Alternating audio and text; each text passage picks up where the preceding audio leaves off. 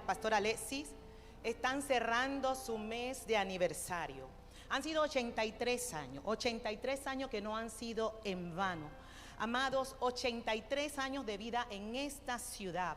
De aquí, de los lomos de esta congregación, han salido muchos. ¿Y cuántos lo saben?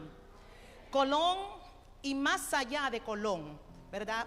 Ha gestado muchos ministerios que hoy están en las naciones, haciendo la diferencia y cumpliendo con la misión de llevar el evangelio del reino hasta lo último de la tierra. Y agradezco a los pastores, ¿verdad?, por la invitación que me hicieran para acompañarles en esta fecha. Quiero que sepan que para mí es de mucho valor, es de gran estima. Este fue el lugar que me vio nacer. Este fue el lugar donde el Señor se me reveló. Y no solamente me vio nacer, sino que fue el lugar que me permitió a mí poder desarrollar los dones y los talentos que el Señor puso en mí para luego enviarme a hacer su obra también y cumplir con el llamado que el Señor me hizo. Hasta hoy le sirvo. Y he determinado, Alexis, que le serviré hasta el último de mis días. No importa lo que esté pasando afuera. ¿Cuántos dicen amén? Les serviremos hasta lo último de nuestras vidas. Felicidades, Iglesia Cuadrangular Génesis, en sus 83 años de fundación. Denle un fuerte aplauso al Señor. Gloria a Dios. Amados, el lema que ustedes han tenido a bien desarrollar, o la temática durante todo este mes, entiendo, rompiendo barreras, ¿sí? Rompiendo barreras, y están basados, sustentados en la porción bíblica de Éxodo capítulo 4, versículos 10 al 12. Y para poder introducirme, ¿verdad?, en lo que se me encomió, pues voy a leerlo para ustedes en la Nueva Versión Internacional, ¿sí? Así es que usted me puede acompañar. Yo creo que ustedes ya saben la porción y ahí me van a escuchar. Présteme atención, atentamente sus oídos, estén despiertos para escuchar lo que Dios. Y yo quiero decirte algo, Alexis, antes de iniciarme. Y quiero salvar mi responsabilidad de lo que voy a decir, de lo que el Señor me dio. No estaba aquí, estaba en Estados Unidos cuando el pastor me llamó y me hizo la invitación para que les acompañara en este tiempo de celebración. Y yo le dije que sí. Obviamente para mí él es mi amigo, mi hermano en la fe. Entonces le dije que sí. Pero él no me dio fecha. Él nada más me dijo que sí me quería tener, que lo acompañara a ustedes, conjuntamente con ustedes, a celebrar. Y créeme, Alexis, yo llegué, regresé a mi tierra, Violeta, y no lo llamé. No te llamé, no te dije yo estoy aquí, qué día me toca. Nunca le dije eso. No andaba detrás de él. Pero Dios, que es Dios, mientras yo quería como pasar de agachada, el Señor me iba diciendo esto y esto y esto es lo que les vas a decir. Y nunca te dije nada. Cuando me llamaste el lunes, yo te dije, voy a ver si arreglo, y con autoridad, y yo sé que fue Dios. Me dijiste, no, tú me dijiste que sí y vas a cumplir. Pues yo quiero decirle que no es ni siquiera porque Él es mi amigo, sino porque Dios está enviando una palabra muy directora a esta iglesia. Y tiene que entender, hermanos, lo que está pasando allá afuera es intencional, no es inocente, y la iglesia tiene que despertar. ¿Cuántos dicen amén? Y lo digo porque de repente nos gusta escuchar cosas bonitas, pero si a usted no le suena tan bonita, pues sepa que no fue Bielka, sino que es Dios. Así que su reclamo va para Él, amén. Dígame conmigo, gloria a Dios. Leo para ustedes. Señor, yo nunca me he distinguido por mi facilidad de palabra, objetó Moisés. Y esto no es algo que haya comenzado ayer, ni anteayer, ni hoy que te diriges a este servidor tuyo. Francamente, me cuesta mucho trabajo hablar. ¿Y quién le puso boca al hombre?, le respondió el Señor. ¿Acaso no soy yo el Señor quien lo hace sordo o mudo? ¿Quien le da la vista o se la quita? Anda, ponte en marcha, que yo te ayudaré a hablar y te diré lo que debas decir. Ante esta palabra, ante esto que estamos compartiendo en este tiempo, nosotros tenemos que echarle, como quien diría, una mirada a lo que es el contexto de esto que estaba ocurriendo en este momento. Y quiero hacerle un breve repaso, porque esto es lo que me va a dar la plataforma para yo poder desarrollar y compartir con ustedes la palabra del Señor. Nosotros vemos a un Moisés presentando excusas ante la tarea que Dios le había encomiado. Y lo que estaba pasando con Moisés obviamente era entendible. Él estaba enfrentando una crisis de identidad. En el capítulo 13, el versículo 11, usted lo ve que cuando Dios empieza a darle a él las instrucciones, cuando le hace el llamado y le empieza a dar las instrucciones de la comisión que le ha dado, él empieza a poner excusa. Pero la primera excusa que él le pone al Señor y le dice: ¿quién soy yo? Ahí nosotros vemos que parte de ahí él mismo no se sentía capaz. ¿Por qué? Porque él se sentía poca cosa. Él se sentía que en él no había grandeza, que la tarea que Dios le estaba dando era muy grande para él. ¿Quién era él? Amados, Moisés no vivió cualquier cosa. Usted sabe la historia de él. A él le tocó salir huyendo, escapar por su vida, y se enterró en el desierto. Se enterró en el desierto pensando que allí se terminaba su existencia. ¿Sabe? No es fácil cuando nosotros somos golpeados por las cosas de la vida. Así es que somos muy fácil y dados a juzgar cuando nosotros no estamos en los zapatos del otro. Pero no le fue fácil a Moisés. Él prefirió huir. Mire, el Moisés que Dios le sale al encuentro en la zarza no fue el mismo Moisés que en su momento, como dice Hebreos 11, habló de uno que tenía, como quien diría, todas las fuerzas, estaba determinado, tenía, como buen panameño decimos, todas las agallas para defender a su pueblo, para ahora recibir de Dios, decirle que tú eres quien vas a sacar a ese pueblo. Hace 40 años atrás, tú preferiste, como dice el libro de Hebreos, poder no identificarte con los egipcios, sino como parte del pueblo y a liberar o defender la causa de tu pueblo. 40 años después se te olvidó.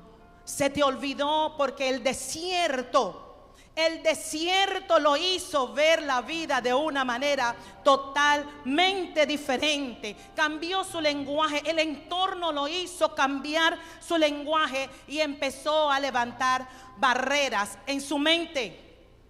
Él estaba muy cómodo atendiendo el trabajo de cuidar las ovejas de su suegro. Y les digo yo, Vielca, no es que la Biblia ni el texto lo dice, pero creo que en su tiempo de pastorear las ovejas, estaba tan cómodo, hermana Indira, que quedó hablando como las ovejas, el mismo lenguaje de las ovejas.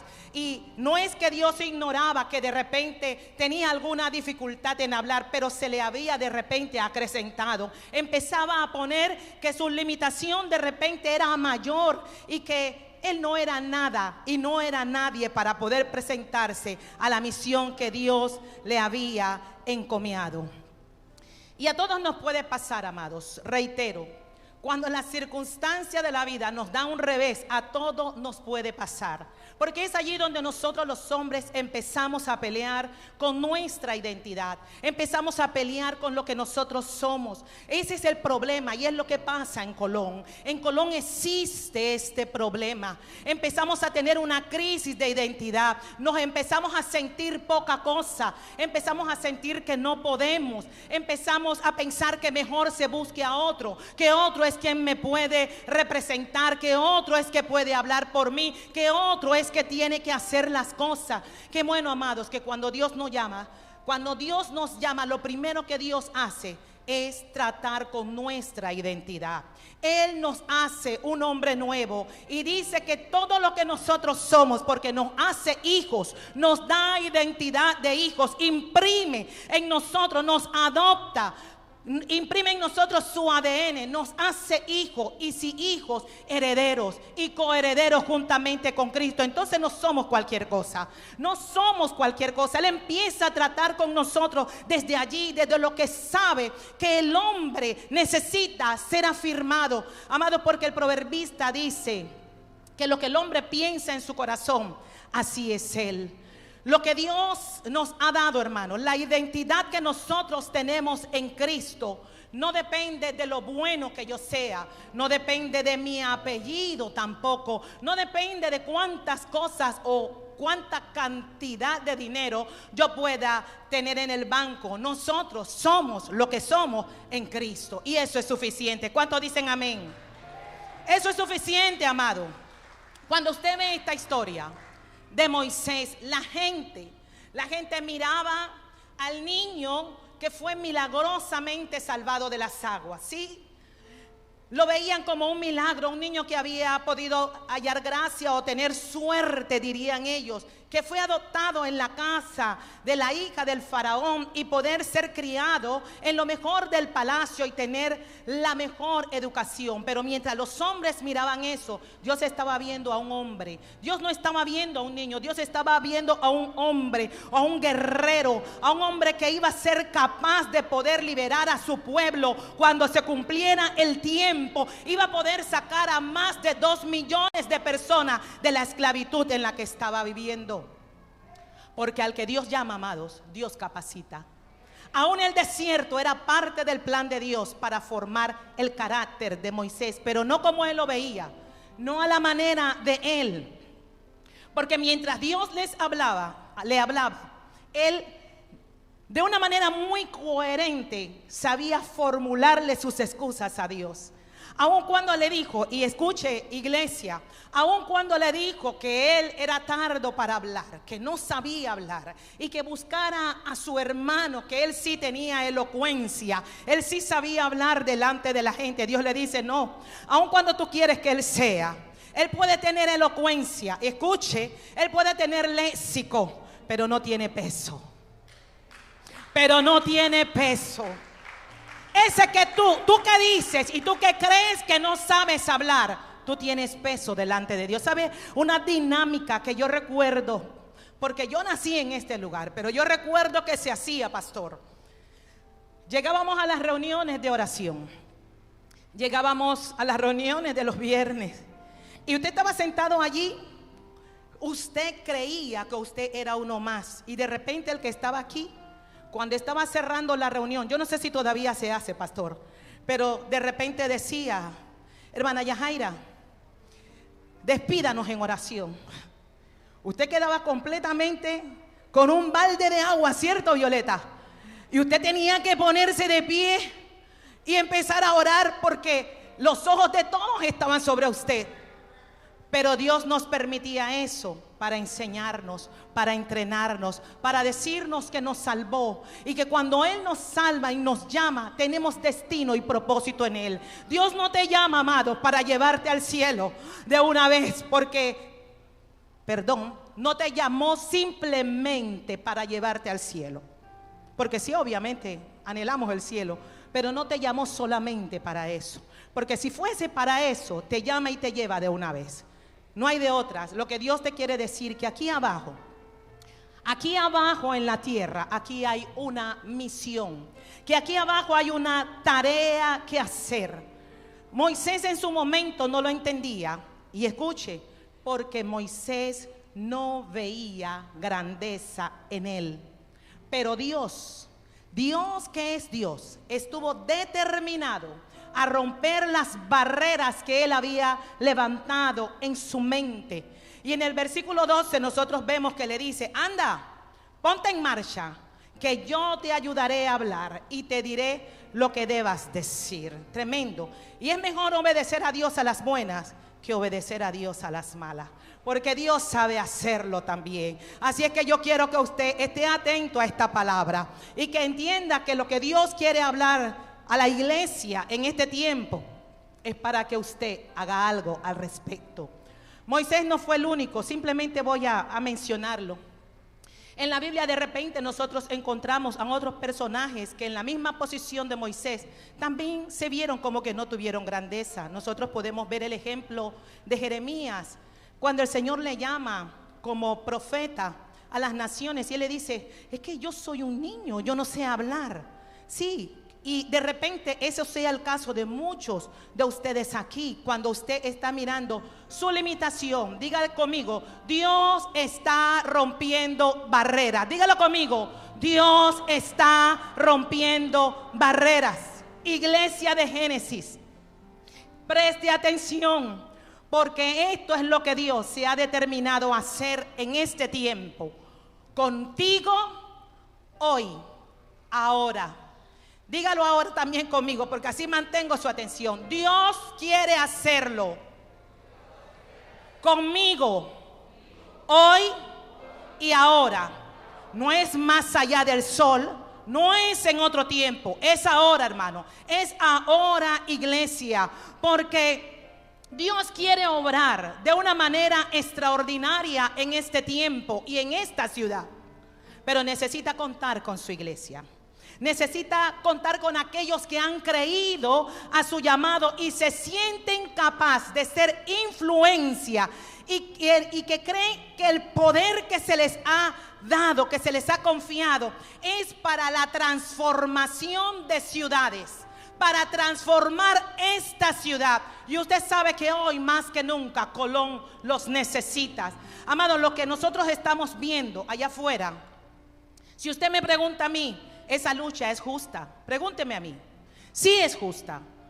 Yo nací en Colón, crecí en Colón, me eduqué en Colón, sirvo a Dios en Colón.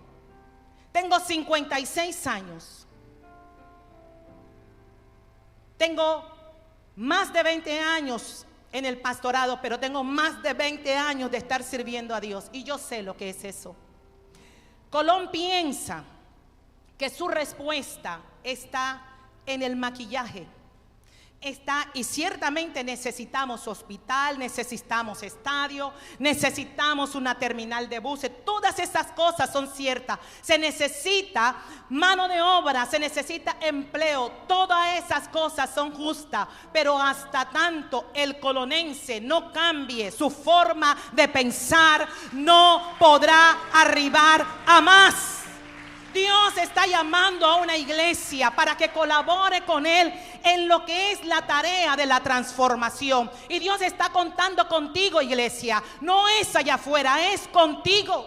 ¿Sabe por qué? Primer principio, si estás tomando nota, porque no sé si todavía toman nota, ¿qué quiero compartir? Porque allá afuera hay gente que necesita ver la transformación. Sí. Hay gente que necesita ver la transformación. En esta ciudad hay mucha gente que se conoce la Biblia de tapa a tapa, pero su vida no dice nada. Pero sus vidas no dicen nada.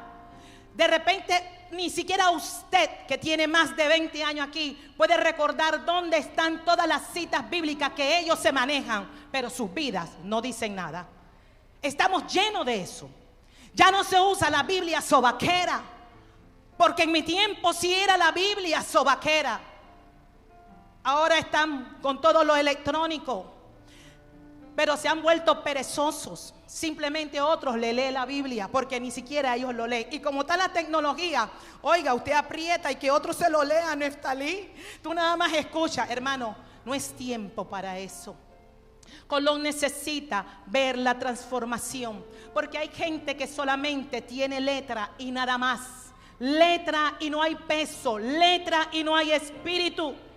Porque cuando hay transformación, la gente cree, el pueblo cree, la ciudad donde tú habitas cree y cambia. Si no, vaya y pregúntele a la samaritana. Pregúntele a esa mujer que tuvo, la Biblia dice, 5 maridos y el que tenía no era de ella.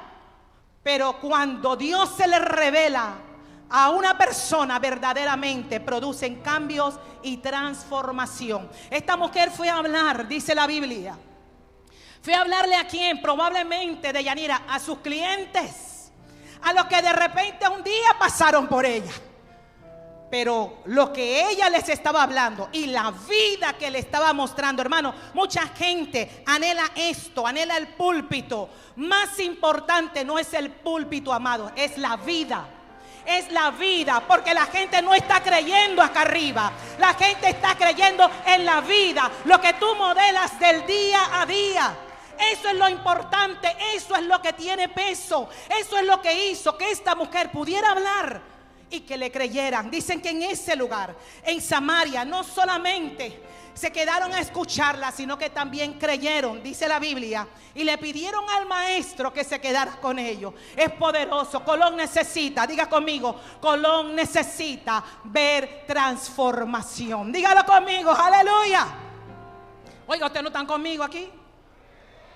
Diga, Colón necesita ver transformación.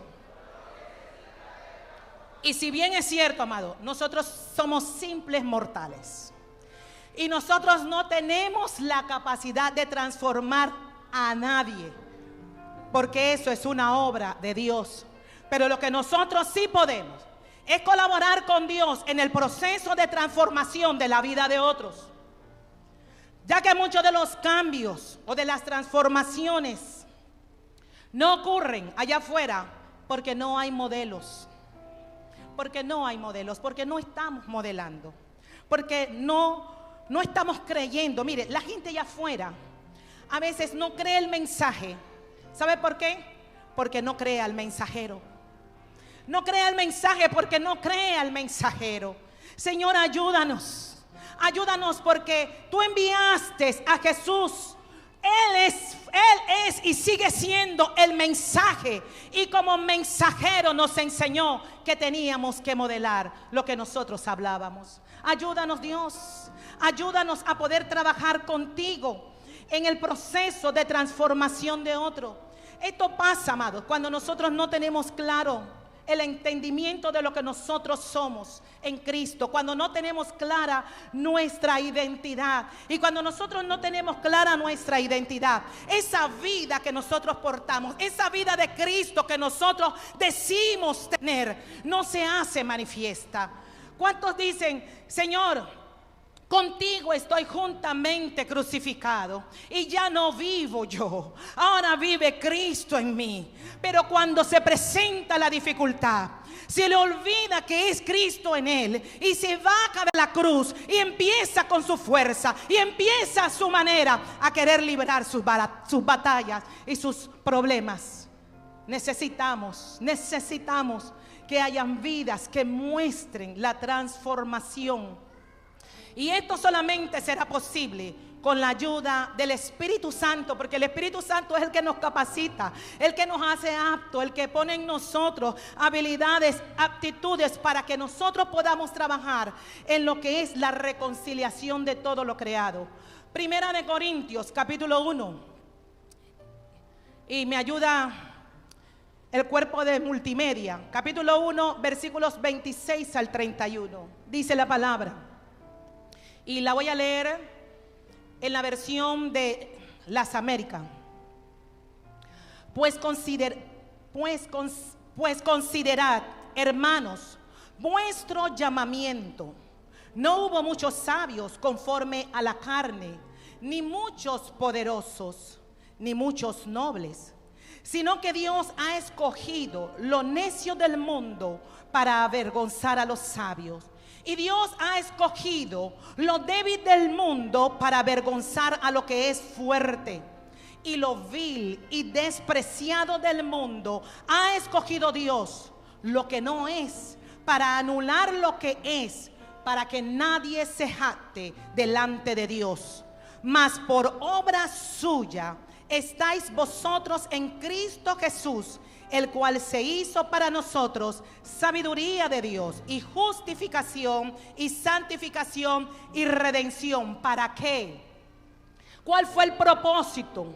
Dice Pablo a los Corintios, tal como está escrito, para que el que se gloría, se gloríe en él. No en nosotros, amado, que se gloríe en él. Sabe, transformar, amados, no es una tarea sencilla. Transformar es una palabra compuesta.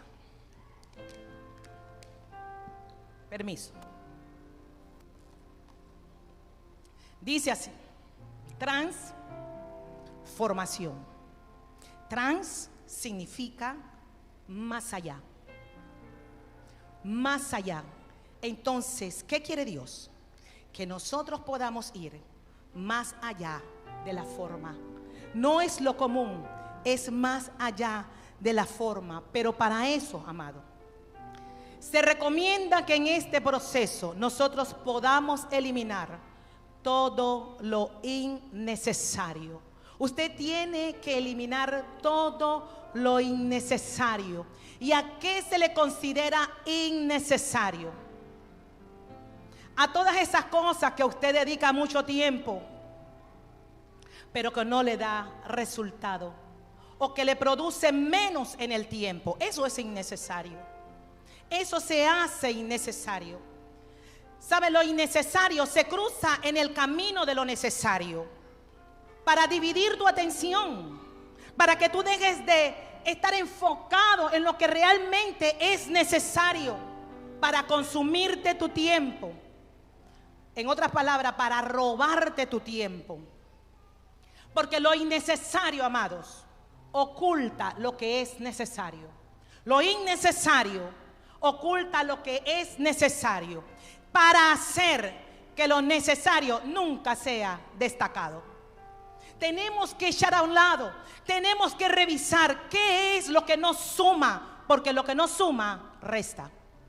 Todo lo que nos suma, llámese relaciones, llámese lo que quieras, lo que no suma, diga conmigo, lo que no suma resta. Así que usted tiene que hacer un análisis, ¿verdad? Por eso hoy más que nunca nosotros necesitamos regresar a la simplicidad del reino con todo su poder. Tómelo como segundo principio. Regresar a la simplicidad del reino con todo su poder. Y vamos a estar leyendo Mateo capítulo 25 del verso 14 al 18, que habla de los talentos. Dice la palabra: porque el reino de los cielos es como un hombre que al emprender un viaje llamó a sus siervos y le encomendó sus bienes. Y a uno le dio 5 talentos, a otros 2 y a otro 1, conforme a su capacidad, y se fue de viaje. Mateo 25, 14 al 18. El que había recibido los 5 talentos, dice el verso 16, enseguida fue y negoció con ellos y ganó otros 5 talentos. Asimismo, el que había recibido los 2 talentos ganó otros 2. Pero el que había recibido 1, dice la palabra, fue y cavó en la tierra y escondió el dinero de su señor. Hasta allí. Fue y cavó en la tierra y escondió el dinero de su señor. ¿Sabe por qué, amados? Normalmente cuando nosotros leemos este pasaje, el enfoque está en aquel que solamente tenía o recibió un solo talento, ¿cierto? El enfoque nunca se le da a los de 5 ni a los de 2 de Yanira. Siempre el enfoque ha sido en el que tiene un solo talento, porque este lo cavó y lo enterró. Amados, nosotros necesitamos rescatar que lo que Dios nos dio, aunque sea un talento, no es poco. Dígame conmigo. Necesitamos rescatar, pastor, que lo que Dios nos dio, aunque sea un talento, Indira, 1, no es poco. ¿Sabe por qué? Las personas que se encuentran dentro de la congregación y que solamente tienen un talento, por lo general no son personas sobresalientes. Son personas que pueden pasar desapercibidas. De repente usted dirá, nos pasa. De repente usted dirá, pastora, yo la vi a usted cuando... Y yo le digo, sí, pero de repente me pareció uno más. Pero para Dios no. Pero para Dios no. Dios sabe y Dios nos da a todos los hijos de Dios, amado. A todos. ¿Cuántos han sido lavados en la sangre? ¿Cuántos han nacido de nuevo? Yo quiero que usted sepa que si usted es hijo de Dios, por lo menos usted tiene un talento. Y dígame, por lo menos tiene uno. Aunque es claro, aunque estamos claros que la mies es mucho y que los obreros son pocos. Y yo estoy segura, pastor, que así como ocurre en todas partes, dentro de la congregación habrán personas que están ocupando muchas asignaciones. Una sola persona hace 2, 3, 4 y 5 cosas. Sí, porque a ese se le dio más. Pero eso no significa que ese que hace más cosas tiene mayor gloria que el que nada más hace una cosa. Dígame conmigo. No, ese no tiene mayor gloria. Recuerde que el Espíritu reparte como quiere. Y dice, de acuerdo a la capacidad de cada uno. Entonces, si usted se pregunta, ay, yo quisiera cantar como canta el hermano Cuadra, pero no lo hace, alégrese con lo que tiene. ¿Qué usted hace? Usted ora, dele gloria a Dios por eso. Alégrese, pero use el talento que Dios le dio. Usted potencialice lo que tiene, hágalo. Muchos años atrás, pastor, yo vi mucha gente y quiero hablarle porque sé que hay muchos que de repente son personas adultas aquí. Amados, yo vi gente aquí que en su momento fueron maestros, maestras de instituto, nuestra hermana Benita, maestros de escuela dominical, nuestra hermana Antonina, mucha gente, nuestra hermana Loida. Pero cuando dejaron que les llegó la ley Faunde, usted sabe cómo es esto, ¿no? ¿Cuál es la ley Faunde? Después de los 75 cesantes, ellas entendieron que mientras ellas tenían vida, servían al Dios de la vida. Nuestra hermana Cristina, sus rodillas tenían valor delante de Dios. Y siguen teniendo valor. Amados, no te sientas menos. No importa que ya no tengas la movilidad que tenías antes, pero el talento que tú tienes hace falta en el reino. Dígame a eso. Dígame a eso. Aleluya. El pastor John Quichó, pastor de la iglesia evangélica más grande del mundo en Corea del Sur, pastor Alexis, dijo una vez: si nosotros logramos activar a los de un talento en las congregaciones, que son la mayoría, nosotros vamos a provocar una gran revolución. Recuerde que a lo vil del mundo escogió Dios. Recuerde eso. Usted no es poca cosa. No se sienta que usted es poca cosa. Usted es un hijo de Dios, escogido para cosas grandes, para cosas mayores. Usted es un heredero y está sentado juntamente con Cristo en lugares celestiales. Pero si usted se lo cree, entonces usted debe estar listo para recibir de allá afuera, para recibir del mundo a todos aquellos que se sienten nada, a todos aquellos que se sienten que no tienen y que no son nada. ¿Para qué? Para entrenarlos, para capacitarlo. Usted tiene que estar listo para eso. Aquellos que se creen que no sirven, que nosotros podamos tener la sensibilidad de poder ver la grandeza oculta en ellos. Esa grandeza que está detrás de lo que usted está viendo. Tal vez se le presenta a usted con un rostro, pero detrás de eso usted tiene que poder ver: este es un diamante en bruto. Este no entiende lo que él es, no entiende lo que hay detrás de él. Que usted pueda mirar la grandeza oculta que puede haber en alguna mujer que fue abandonada por su marido y que cuando se sintió débil, que se sintió que no tenía fuerza, que se sintió que no era nada, usted la pueda llevar a Cristo para que sepa que en Cristo ella es fuerte, que ella es fuerte, pero no para que se jacte en sí misma, sino para que se gloríe en Él. para que se gloríe en Él. Pero para eso, amados, nosotros debemos modelar primero. Para eso nosotros debemos ser el modelo, ser esa expresión de Dios aquí en la tierra. Ya usted puede ver por qué Dios le está hablando todo esto. Dios está rompiendo barreras, barreras que están en nuestra mente, porque Dios está deseoso de sacar lo mejor de cada uno de nosotros. Dios está deseoso de sacar lo mejor de ti, para que brilles como luminar en el mundo, para que brilles en tu casa, para que puedas brillar en la comunidad donde Él te ha puesto, para que brilles delante de tus vecinos.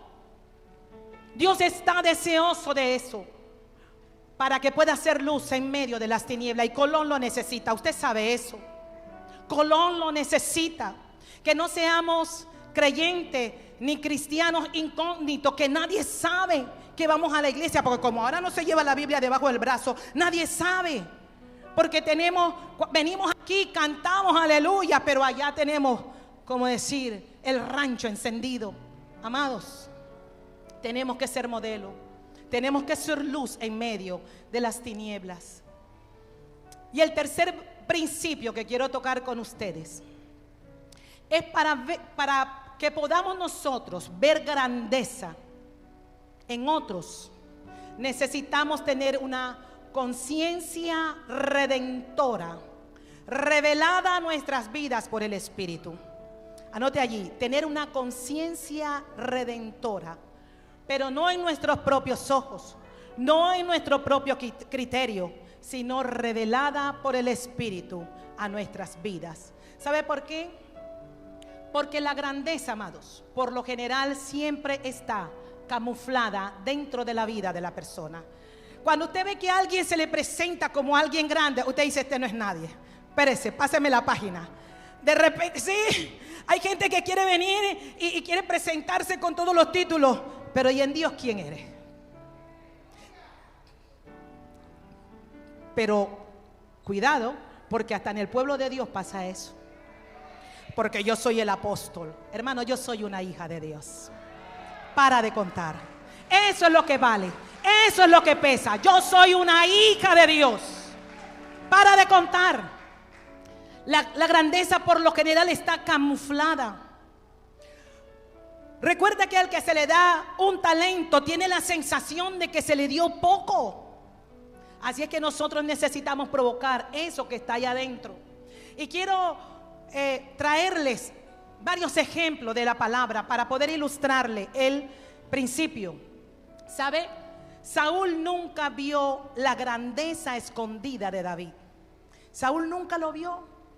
Saúl miró a David de acuerdo a sus ojos naturales, de acuerdo a su percepción. La Biblia dice que de los hijos de los hombres, de los hombros para arriba, él era el más alto. ¿Y cómo él vio a David? Como aquel hombre bajito, aquel peladito, como decimos nosotros, aquel muchachito en un campo, tal vez perdido con ovejas. ¿Quién sabe? Lo menospreció. Lo menospreció, lo vio como alguien insignificante. Pero lo que no consideró es que dentro de ese hombrecito, dentro de ese pequeño, había un corazón de león. Nunca consideró todo lo que David tenía dentro. Él nunca pudo ver a un rey en David. Él nunca pudo ver al rey que David llevaba adentro, porque sus ojos se detuvieron a ver los topes que el sistema pone, las apariencias. Hermanos, ¿cuántos han llegado aquí? Y lo dije la otra vez y lo repito. ¿Dónde está el hebreo que teníamos aquí, el rabino con barba? ¿Recuerda, Pastor Alexi? Recuerda que llegó aquí con barba, que se sentía que no era nada. Hoy sirve, Everardo, ¿dónde estás? Hoy sirve a Dios todo este tiempo de su vida, con dificultades, con problemas, pero está aquí plantado, sirviendo a Dios. Usted tiene que aprender a ver grandeza. Usted tiene que aprender a ver lo que Dios ve. Por eso dije que tiene que ser revelado por el Espíritu. Pastor, cuando usted vino aquí, y eso me lo dijo el Señor, muchos no vieron grandeza en usted, pero Dios sí. Y Dios, cuando nos llama y nos ve, nos llama como un producto terminado. Dios no estaba viendo a la Alexis que Bielka le dijo esto o lo otro. Dios estaba viendo al hombre que iba a estar dirigiendo una congregación después de tanto tiempo aquí. Cuando nadie vio grandeza, Dios usó a una persona para ver grandeza en ti. Dale gloria a Dios. A Él la gloria, porque Dios es el que llama. Y cuando llama, capacita. Dios vio en David más que un simple pastor de ovejas. Dios vio en él un líder. Dios vio en él un guerrero. Dios vio en él a un rey.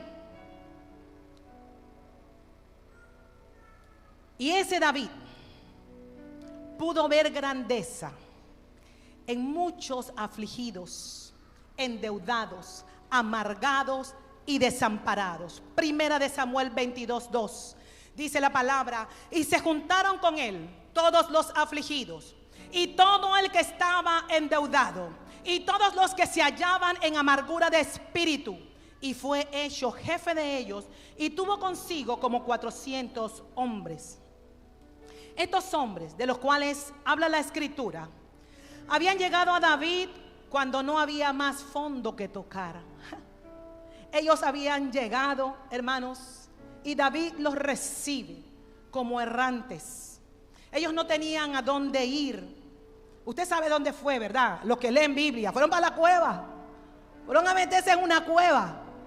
Ellos estaban quebrados, en su finanza estaban quebrados, moralmente también estaban fracturados. Y David los recibe, porque David miró más allá de la circunstancia en que ellos se encontraban, y tuvo la virtud, amado, la valentía de poder sacar a toda esa gente de una condición de frustración, de una condición de fracaso, para darle sentido a sus vidas, para direccionarlos hacia un propósito trascendente, encaminarlos. En resumidas cuentas, nosotros pudiéramos decir que toda esa gente volvió a nacer cuando se juntó con David. Pudiéramos decirlo, porque su vida cambió, hermano. Ese paradigma de fracasado, de derrotado, fue cambiado. David pudo imprimir en ellos nuevos códigos de valor, de hombría. Esos fueron sus 400 valientes, hermano. David pudo ayudarlo a cambiar su forma de ver la vida. Pudieron volver a soñar. Yo no sé cuánto le ha pasado, pero cuando la vida te da un revés, tú piensas que no puedes soñar, que no hay más nada que lo que tus narices están viendo. Pero cuando tú estás en Cristo, aleluya, cuando tú estás en Cristo y cuando tú entiendes, voy a hablar del otro bando, que llega alguien que se siente que no es nada y que no puede ver más allá. Dios te puso a ti para que tú lo ayudes a mirar que esto sigue, que mientras tenga vida hay esperanza, aleluya. Para eso te salvó el Señor. Dios hizo que David pudiera ayudarlos a ellos a cambiar su forma de ver, que ellos pudieran observar, contemplar un reino venidero de grandeza y de prosperidad, que entre ellos pudieran verse no como hombres frustrados, sino como los valientes del campo, con una misión corporativa. ¿Sabe por qué? Porque empieza con uno, pero no se trata de uno, se trata de un cuerpo. ¿Cuántos dicen amén? No se trata de uno, tiene que ser contigo, pero realmente la misión es corporativa para poder tener un gran impacto. Él pudo impactar y proyectar en la vida de esta gente, a que ellos pudieran tener la visión de un Israel en el mejor de su tiempo, aunque no era la realidad, pero era lo que ellos estaban viviendo. Ellos estaban viviendo su mejor tiempo, aunque no era la realidad. Créalo que sí, porque lo que David pudo ver y hacer con ellos nunca pudo más, que los ayudó a ellos a que nunca cayeran, aún ante las presiones que ellos pudieron experimentar. Esa gente le tocó derribar gigantes, pero en su primera condición no hubiera sido posible Alguien tuvo que ver grandeza en ellos para posicionarlo. ¿Cuántos dicen, Señor, heme aquí para poder ver grandeza en otro y poder posicionarlo? Otra persona que puedo mencionar es Ruth. Ruth vio la grandeza en Noemí. Amados, Noemí había experimentado grandes pérdidas. Murió su esposo, murieron sus hijos. Y obviamente dice, ¿qué más queda? Regresen, le dice a sus nueras, regrésense a sus tierras, regrésense, porque yo no tengo nada para ofrecerle. La costumbre era de que de repente otro hijo pudiera levantar descendencia, pero dice, ya yo estoy vieja, y ni aun si tuviera el abismo que hay entre las edades, mejor regrésense. Una la besó y regresó. Pero Ruth pudo ver más allá. Ruth pudo ver en su suegra más allá del dolor y de la tristeza. Pudo ver la grandeza que había en esa mujer. De allí nosotros vemos esa elocuente declaración de Ruth cuando le dice a ella, no me ruegues que te deje, no me apartes de ti, porque a donde quiera que tú fueres, iré yo. Y donde quiera que vivieres, viviré. Tu pueblo será mi pueblo y tu Dios será mi Dios. Poderoso, hermanos. Poderoso. Qué ejemplo nos da esta mujer. Que la gente allá afuera pueda ver en tu vida lo que Ruth vio en Noemí. Y que también pueda decir, sabes, yo quiero que tu Dios sea mi Dios. ¿Cuántos dicen amén a eso? Que la gente allá afuera pueda decir, yo quiero que tu Dios sea mi Dios. A ella le tocó cambiar todo su paradigma. Ella había crecido en una nación pagana. Era moabita. Servía a dioses ajenos, que no era de Jehová Dios. Pero ella pudo mirar a esa mujer y pudo abandonar y dejar todo eso atrás, porque pudo ver al Dios que tenía Noemí, al Dios de Israel. Y no es que Noemí la tuvo fácil, pero ella pudo ver que aún en medio de su desgracia, Noemí le mostró a ella que su Dios era un Dios de justicia y que su único recurso era Él. Y era la confianza donde ella podía abandonarse en los brazos de Él. Y entonces ella pensó, si ella en esa condición tiene un Dios donde ella puede abandonarse en los brazos de Él, yo quiero a ese Dios. Yo quiero a ese Dios. Hermano, yo no sé cuántos aquí, pero que en tu prueba, hermano, otros puedan ver al Cristo que tú tienes dentro. Que en tu prueba no te estés lamentando, no te estés quejando, sino que otros puedan ver al Dios que llevas dentro. ¿Cuántas cosas, pastor? Si viviéramos por los diagnósticos, no pudiéramos estar aquí. Pero nosotros vamos por delante de los diagnósticos, porque nosotros sabemos quién nos llamó. Y como nosotros sabemos quién nos llamó, decimos, Señor, henos aquí. Aún en el último suspiro de nuestra fuerza, queremos servirte. Tenemos que aprender a ver grandeza, amados. Tenemos que aprender a ver grandeza. Pedro no vio grandeza en Pablo. Luego de la conversión de Pablo, dice que él fue llevado delante de los apóstoles del Cordero, o sea, los primeros apóstoles. Él trató de introducirse entre ellos para ser formado. Pero dice la Biblia que ninguno de ellos tomó el tiempo para atenderlo ni formarlo. ¿Sabe por qué? Porque no vieron grandeza. Y cuando digo Pedro, era porque Pedro era el que lideraba el grupo en ese momento, pero no lo vio como que había algo. A pesar del testimonio de Pablo, este era el hombre que azotaba, pero no lo vio, lo desestimó. Esté atento, iglesia. Pero en medio de la congregación había uno, dice la palabra, que era considerado, Hechos 11:24, que era un varón bueno y lleno del Espíritu Santo y fe. Un Bernabé que fue a buscar a Saulo y se lo llevó a Antioquía y colaboró en el proceso de formación y transformación de él. Podemos decir que Bernabé también colaboró para abrir camino, para que se cumpliera lo que Dios le dijo a Pablo cuando lo llamó en Hechos 9:15. Y le dijo: ve, porque instrumento escogido me es para llevar mi nombre en presencia de los gentiles y de reyes y de los hijos de Israel. Usted sabe que Pablo fue llamado por Dios para los gentiles, y Bernabé abrió camino para ir de viajes con él. Sin embargo, mire lo irónico, ese mismo Pablo no vio grandeza en Juan Marcos. No la vio, porque en su momento ese joven que estaba con él unido en las misiones, de repente se sintió atemorizado por las tantas presiones, por las dificultades que estaban viviendo. Amados, era cárcel, era apedreamiento, era de todo. Huye por tu vida, sí, pero él lo desestimó. Pero qué bueno que estaba el Bernabé, el mismo que vio grandeza en Pablo o en Saulo, lo tomó.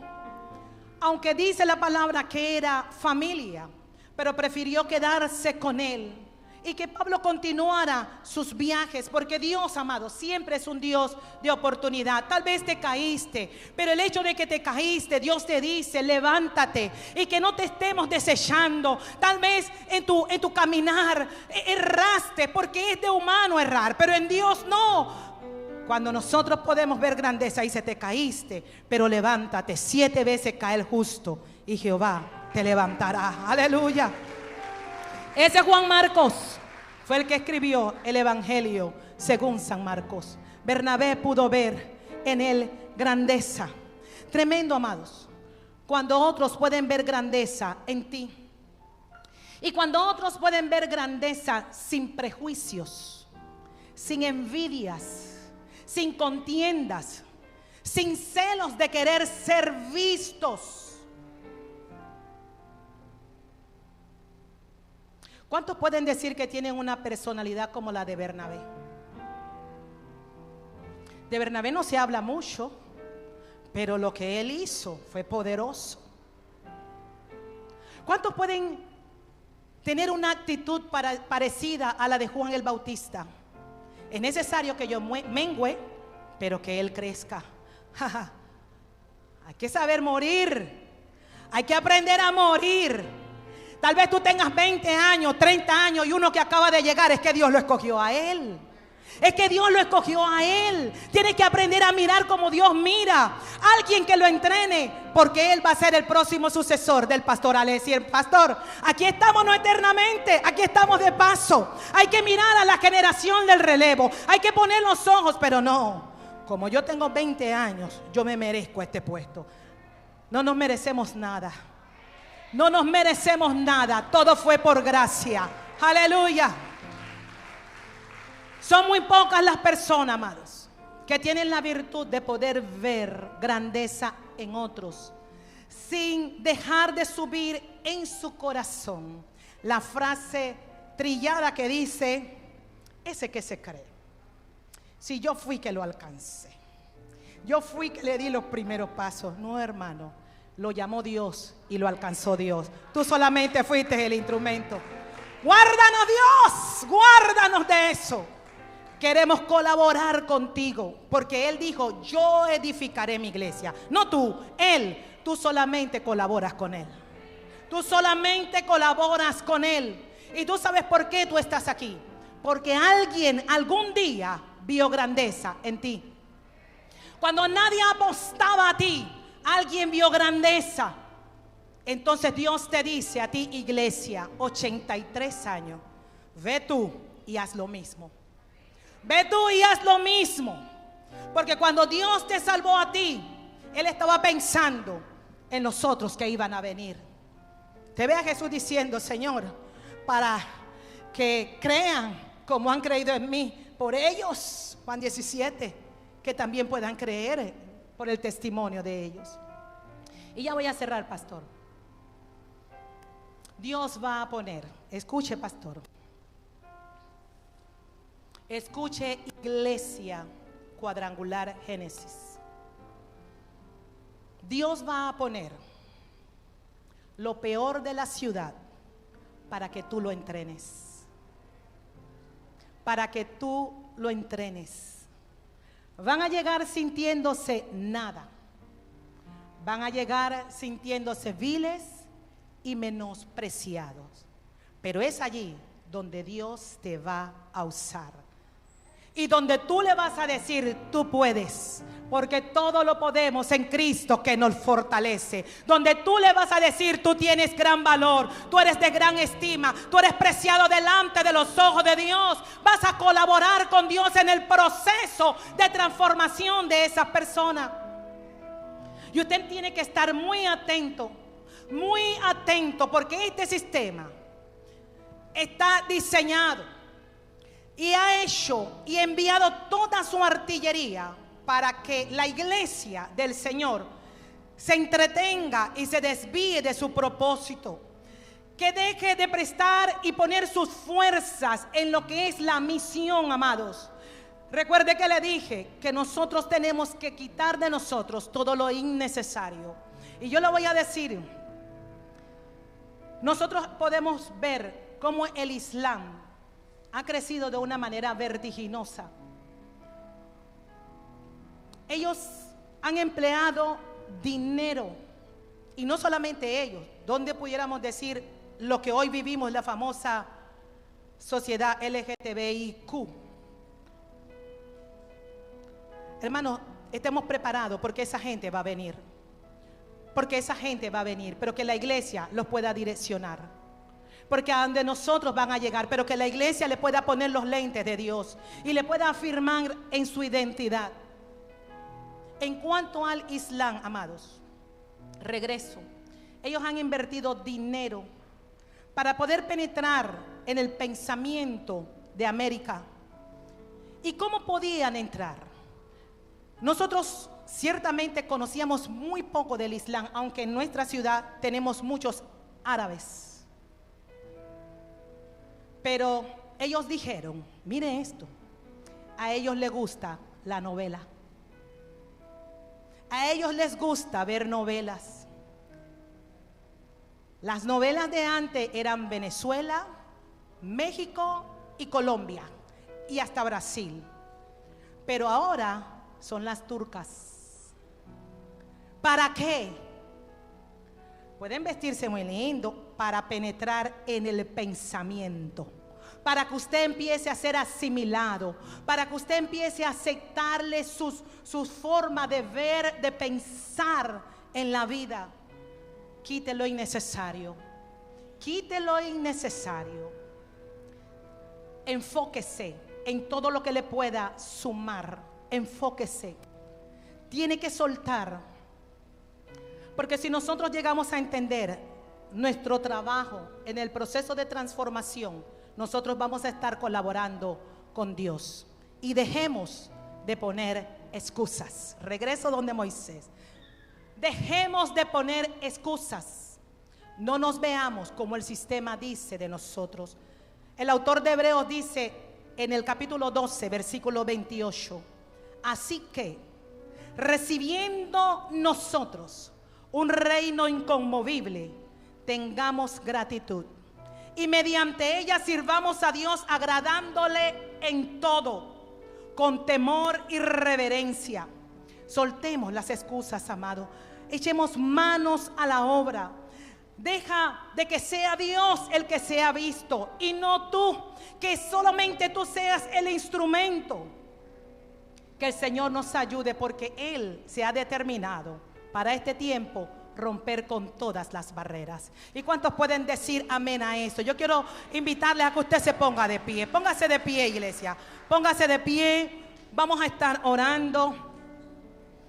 Y vamos, yo no sé si usted se identificó con esta palabra. Yo no sé cuántos de ustedes, pero vuelvo y le digo, yo no sé si fue dura, si fue fácil, pero sí sé que Dios está hablando. Y como Dios está hablando, usted sí sabe que es con usted. Si usted se veía que en usted no había grandeza, si usted se veía que solamente es un talento, Señor, nos ayude a que podamos, aún lo que tenemos, ponerlos al servicio y a la obra del Señor. Pero para usted que tiene más años, que tiene más talentos o que ya está entrenado en otro, pueda ayudar al Señor en el proceso y colaborar para la transformación. Dice Romanos 12, cambia tu manera de pensar y cambiarás tu manera de vivir. Queremos un Colón diferente. No son los edificios, es Cristo morando en nosotros. Allí ore al Señor.